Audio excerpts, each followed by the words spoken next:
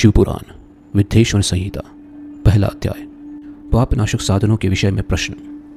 जो आदि से लेकर अंत में है, नित्य मंगलमय है, जो आत्मा के स्वरूप को प्रकाशित करने वाला है, जिनके 5 मुख है और जो खेल खेल में जगत की रचना, पालन और संहार तथा अनुग्रह एवं तिरोभाव रूप 5 प्रबल कर्म करते हैं, उन सर्वश्रेष्ठ अजर अमर उमापति भगवान शंकर का मैं मन ही मन में चिंतन करता हूँ। व्यास जी कहते हैं, धर्म का महान क्षेत्र जहाँ गंगा यमुना का संगम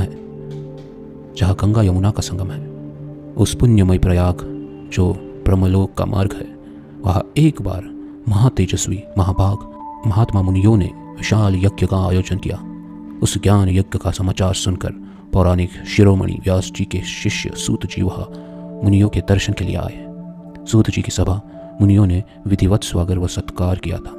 उनकी स्तुति करते हुए हाथ जोड़कर उनसे कहा, हे सर्वज्ञ विद्वान रोमहर्षण जी, आप बड़े भाग्यशाली हैं। आपने स्वयं व्यास जी के मुख से पुराण विद्या प्राप्त की है। आप आश्चर्य स्वरूप कथाओं का भंडार है। आप भूत भविष्य और वर्तमान के ज्ञाता हैं। हमारा सौभाग्य है कि आपके दर्शन हुए। आपका यहाँ आना निरर्थक नहीं हो सकता। आप कल्याणकारी हैं। उत्तम बुद्धि वाले सूत जी, यदि आपका अनुग्रह हो तो गोपनीय होने पर भी आप शुभाशुभ तत्व का वर्णन करें, जिससे हमारी तृप्ति नहीं होती और उसे सुनने की इच्छा ऐसे ही रहती है। कृपा कर उस विषय का वर्णन करें। घोर कलयुग आने पर मनुष्य पुण्य कर्म से दूर होकर दुराचार में फंस जाएंगे, दूसरों की बुराई करेंगे, पराई स्त्रियों के प्रति आसक्त होंगे, हिंसा करेंगे, मूर्ख नास्तिक और पशु बुद्धि हो जाएंगे।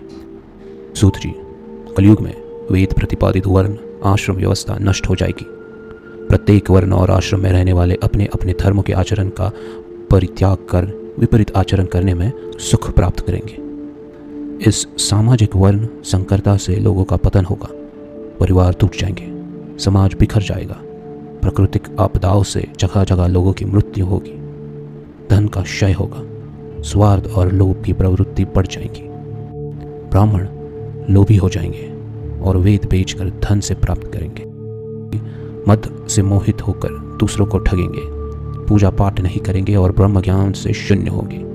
क्षत्रिय अपने धर्म को त्याग कर कुसंगी, पापी और व्यभिचारी हो जाएंगे। शौर्य से रहित हो वे शूद्र जैसा व्यवहार करेंगे और काम के अधीन हो जाएंगे। शूद्र अपना धर्म कर्म छोड़कर अच्छी वेशभूषा से सुशोभित हो व्यर्थ घूमेंगे।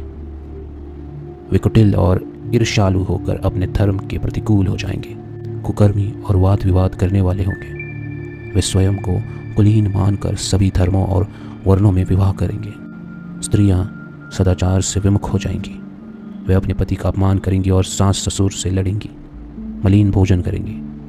उनका शील स्वभाव बहुत बुरा होगा। सूत जी, इस तरह जिनकी बुद्धि नष्ट हो गई है और जिन्होंने अपने धर्म का त्याग कर दिया है, ऐसे लोग लोक परलोक में उत्तम गति कैसे प्राप्त करेंगे?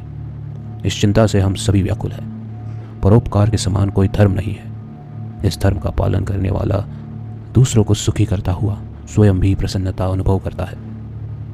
ये भावना यदि निष्काम हो तो कर्ता का हृदय शुद्ध करते हुए उसे परम गति प्रदान करती है। हे महामुने, आप समस्त सिद्धांतों के ज्ञाता है। कृपा कर कोई ऐसा उपाय बताइए जिससे इन सब के पापों का तत्काल नाश हो जाए। व्यास जी कहते हैं, उन श्रेष्ठ मुनियों की ये बात सुनकर सूत जी मन ही मन में परम श्रेष्ठ भगवान शंकर का स्मरण करके उनसे इस प्रकार बोले। शिवपुराण विद्येश्वर संहिता दूसरा अध्याय। शिवपुराण का परिचय और महिमा। सूत जी कहते हैं, साधु महात्माओं, आपने बहुत अच्छी बात पूछी है। ये प्रश्न तीनों लोगों का हित करने वाला है। आप लोगों के स्नेहपूर्ण आग्रह पर गुरुदेव व्यास का स्मरण कर मैं समस्त पाप ऋषियों से उद्धार करने वाले शिवपुराण की अमृत कथा का वर्णन कर रहा हूँ। ये वेदांत का सार सर्वस्व है। यही परलोक में परमार्थ को देने वाला है तथा दृष्टि का विनाश करने वाला है। इसमें भगवान शिव के उत्तम यश का वर्णन है। धर्म, अर्थ, काम और मोक्ष आदि पुरुषार्थों को देने वाला पुराण अपने प्रभाव की दृष्टि से वृद्धि तथा विस्तार को प्राप्त हो रहा है। शिवपुराण के अध्ययन से कलयुग के सभी पापों में लिप्त जीव उत्तम गति को प्राप्त होंगे। इसके उदय से ही कलियुग की उत्पात शांत हो जाएगी। शिव पुराण को वेद तुल्य माना जाएगा। इसका प्रवचन सर्वप्रथम भगवान शिव ने ही किया था। इस पुराण के 12 खंड या भेद है। ये 12 संहिताएं हैं। पहला विद्येश्वर संहिता, दूसरा रुद्र संहिता, तीसरा विनायक संहिता, चौथा उमा संहिता, पांचवा सहस्त्रकोटि रुद्र संहिता, छठा एकादश रुद्र संहिता, सातवां कैलाश संहिता, आठवां शतरुद्र संहिता, नौवां कोटि रुद्र संहिता, 10वां मातृ संहिता, 11वां वायवीय संहिता तथा 12वां धर्म संहिता। विद्येश्वर संहिता में 10,000 श्लोक है। रुद्र संहिता, विनायक संहिता, उमा संहिता और मातृ संहिता प्रत्येक में 8-8 हजार श्लोक है। एकादश रुद्र संहिता में 13,000, कैलाश संहिता में 6,000, शतरुद्र संहिता में 3,000, कोटि रुद्र संहिता में 9,000, सहस्त्र कोटि रुद्र संहिता में 11,000, वायवीय संहिता में 4,000 तथा धर्म संहिता में 12,000 श्लोक है। मूल शिव पुराण में कुल 1,00,000 श्लोक है, परंतु व्यास जी ने इसे 24,000 श्लोकों में संक्षिप्त कर दिया है। पुराणों की कर्म संख्या में शिव पुराण का 14 स्थान है, जिसमें 7 संहिताएं हैं। पूर्व काल में भगवान शिव ने 100 करोड़ श्लोकों का पुराण ग्रंथित किया था। सृष्टि के आरंभ में निर्मित यह पुराण साहित्य अधिक विस्तृत था। द्वापार युग में दैवपायन आदि महर्षियों ने पुराण को 18 भागों में विभाजित कर 4,00,000 श्लोकों में इसको संक्षिप्त कर दिया। इसके उपरांत व्यास जी ने 24,000 श्लोकों में इसका प्रतिपादन किया। ये वेद तुल्य पुराण विद्येश्वर रुद्र संहिता, शतरुद्र संहिता, कोटि रुद्र संहिता, उमा संहिता, कैलाश संहिता और वायवीय संहिता नामक 7 संहिताओं में विभाजित है। ये 7 संहिताओं वाला शिव पुराण वेद के समान प्रामाणिक तथा उत्तम गति प्रदान करने वाला है। इस निर्मल शिव पुराण की रचना भगवान शिव द्वारा की गई तथा इसको संक्षेप में संकलित करने का श्रेय व्यास जी को जाता है। शिव पुराण सभी जीवों का कल्याण करने वाला है, सभी पापों का नाश करने वाला है। यही सत्पुरुषों को कल्याण प्रदान करने वाला है। ये तुलना रहित है तथा इसमें वेद प्रतिपादित अद्वैत ज्ञान तथा निष्ठापट धर्म का प्रतिपादन है। शिव पुराण श्रेष्ठ मंत्र समूहों का संकलन है तथा यही सभी के लिए शिवधाम के प्राप्ति का साधन है। समस्त पुराणों में सर्वश्रेष्ठ शिव पुराण ईर्ष्या रहित अंतःकरण वाले विद्वानों के लिए जानने की वस्तु है। इसमें परमात्मा का गान किया गया है।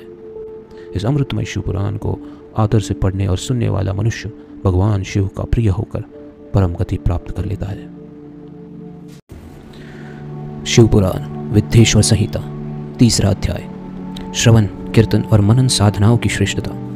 व्यास जी कहते हैं, सूत जी के वचनों को सुनकर सभी महर्षि बोले, भगवान आप वेद तुल्य अद्भुत एवं पुण्यमय शिव पुराण की कथा सुनाए। सूत जी ने कहा, हे महर्षिगण, आप कल्याणमय भगवान शिव का स्मरण करके वेद के सार से प्रकट शिव पुराण की अमृत कथा सुनिए। शिव पुराण में भक्ति, ज्ञान और वैराग्य का गान किया गया है। जब सृष्टि आरंभ हुई तो 6 कुलों के महर्षि आपस में वाद विवाद करने लगे कि अमुक वस्तु उत्कृष्ट है, अमुक नहीं। जब इस विवाद ने बड़ा रूप धारण कर लिया तो सभी अपनी शंका के समाधान के लिए सृष्टि की रचना करने वाले अविनाशी ब्रह्मा जी के पास जाकर हाथ जोड़कर कहने लगे, हे प्रभु, आप संपूर्ण जगत को धारण कर उनका पोषण करने वाले हैं। प्रभु, हम जानना चाहते हैं कि संपूर्ण तत्वों से परात्पर पुरुष कौन है। ब्रह्मा जी ने कहा, ब्रह्मा, विष्णु, रुद्र और इंद्र आदि से युक्त संपूर्ण जगत समस्त भूतों एवं इंद्रियों के साथ पहले प्रकट हुआ है। वे देव महादेव ही सर्वज्ञ और संपूर्ण है। भक्ति से ही इनका साक्षात्कार होता है, दूसरे किसी उपाय से इनका दर्शन नहीं होता। भगवान शिव में अटूट भक्ति मनुष्य को संसार बंधन से मुक्ति दिलाती है। भक्ति से उन्हें देवता का कृपा प्रसाद प्राप्त होता है। जैसे ही अंकुर से बीज और बीज से अंकुर पैदा होता है, भगवान शंकर का कृपा प्रसाद प्राप्त करने के लिए आप सब ब्रह्म ऋषि धरती पर सहस्त्र वर्षों तक चलने वाले विशाल यज्ञ करो। यज्ञपति भगवान शिव की कृपा से ही विद्या के सार तत्व साध्य साधन का ज्ञान प्राप्त होता है। शिव पद की प्राप्ति साध्य और उनकी सेवा ही साधन है तथा जो मनुष्य बिना किसी फल की कामना किए उनकी भक्ति में डूबा रहता है वही साधक है। कर्म के अनुष्ठान से प्राप्त फल को भगवान शिव के श्री चरणों में समर्पित करने की परमेश्वर की प्राप्ति का उपाय है तथा यही मोक्ष प्राप्ति का एकमात्र साधन है। साक्षात महेश्वर ने ही भक्ति के साधनों का प्रतिपादन किया है। कान से भगवान के नाम, गुण और लीलाओं का श्रवण, वाणी द्वारा उनका कीर्तन तथा मन में उनका मनन शिव पद की प्राप्ति के महान साधन है तथा इन साधनों से ही संपूर्ण मनोरथों की सिद्धि होती है। जिस वस्तु को हम प्रत्यक्ष अपने आंखों के सामने देख सकते हैं उसकी तरफ आकर्षण स्वाभाविक है, परंतु जिस वस्तु को प्रत्यक्ष रूप में देखा नहीं जा सकता उसे केवल सुनकर और समझकर ही उसकी प्राप्ति के लिए प्रयत्न किया जाता है। अतः श्रवण पहला साधन है। श्रवण द्वारा ही गुरुमुख से तत्व को सुनकर श्रेष्ठ बुद्धि वाला विद्वान अन्य साधन, कीर्तन और मनन की शक्ति व सिद्धि प्राप्त करने का यत्न करता है। मनन के बाद इस साधन की साधना करते रहने से धीरे धीरे भगवान शिव का संयोग प्राप्त होता है और लौकिक आनंद की प्राप्ति होती है। भगवान शिव की पूजा, उनके नामों का जप तथा उनके रूप, गुण, विलास के हृदय में निरंतर चिंतन को ही मनन कहा जाता है। महेश्वर की कृपा दृष्टि से उपलब्ध इस साधन को ही प्रमुख साधन कहा जाता है। शिव पुराण विद्येश्वर संहिता 4था अध्याय। सूत जी कहते हैं, हे मुनियों, इस साधन का महात्म्य बताते समय मैं एक प्राचीन वृत्तांत का वर्णन करूंगा जिसे आप ध्यानपूर्वक सुने। बहुत पहले की बात है।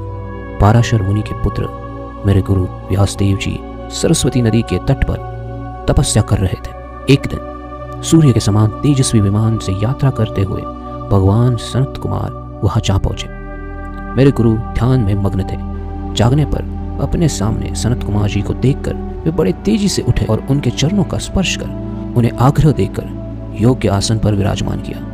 प्रसन्न होकर सनत कुमार जी गंभीर वाणी में बोले, मुनि, तुम सत्य का चिंतन करो। सत्य तत्व का चिंतन ही श्रेय प्राप्ति का मार्ग है। इसी से कल्याण का मार्ग प्रशस्त होता है। यही कल्याणकारी है। ये जब जीवन में आ जाता है तो सब सुंदर हो जाता है। सत्य का अर्थ है सदैव रहने वाला। इस पर काल का कोई प्रभाव नहीं पड़ता। ये सदा एक समान रहता है। सनत कुमार जी ने महर्षि व्यास को आगे समझाते हुए कहा, महर्षि, सत्य पदार्थ भगवान शिव ही है। भगवान शंकर का श्रवण, कीर्तन और मनन ही उन्हें प्राप्त करने के सर्वश्रेष्ठ साधन है। ये बात मुझे स्वयं देवाधिदेव भगवान शिव ने बताई है। अतः तुम इन्हीं साधनों का अनुष्ठान करो। व्यास जी से ऐसा कहकर अनुगामियों सहित सनत कुमार ब्रह्मधाम को चले गए। इस प्रकार इस उत्तम वृत्तांत का संक्षेप में मैंने वर्णन किया है। ऋषि बोले, सूत जी, आपने श्रवण, कीर्तन और मनन को मुक्ति का उपाय बताया है, किंतु जो मनुष्य इन तीनों साधनों में असमर्थ हो वो मनुष्य कैसे मुक्त हो सकता है? किस कर्म के द्वारा बिना यत्न के ही मोक्ष मिल सकता है?